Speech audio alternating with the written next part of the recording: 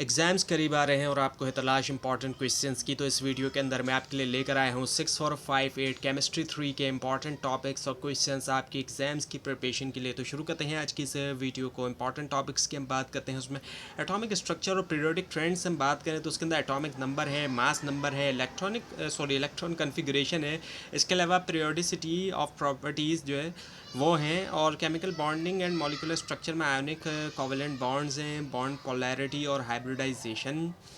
States of matter में जो solid liquid gas हैं इनकी जो इंटरमोलिकुलर फोर्सेस और प्रॉपर्टीज़ वगैरह हैं, और इसके अलावा एसिड बेसिस और पीएच की हम बात करें तो डेफिनेशंस इनकी, स्ट्रेंथ इंडिकेटर और जो कैलकुलेशन है सिंपल सिस्टम्स के अंदर। इसके अलावा सॉल्यूशन एंड कंसंट्रेशन टर्म्स की हम बात करें तो उसमें मोलैलिटी और जो परसेंटेज कंपोजिशन है।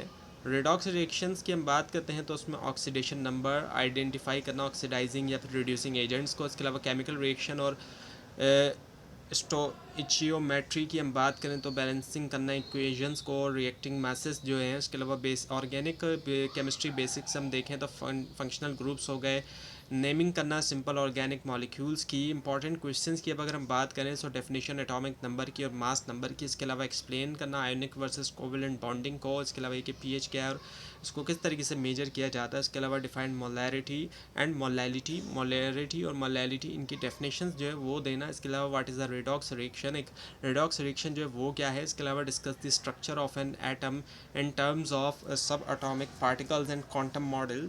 जो स्ट्रक्चर करना है इसका स्ट्रक्चर जो है एटम का डिस्कस करना है इन टर्म्स ऑफ जो सब एटॉमिक पार्टिकल्स और जो क्वांटम मॉडल है।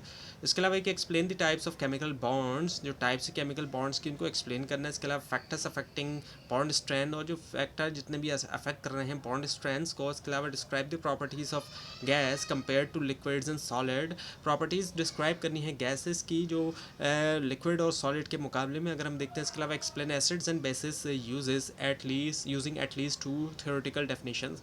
यू एक्सप्लेन करना है अपने एसिड्स और बेसिस को यूज़ करते हुए एटलीस्ट जो 2 थ्योरेटिकल डेफिनेशंस हो गई। इसके अलावा discuss the concept of solution concentration and its importance in chemical calculation.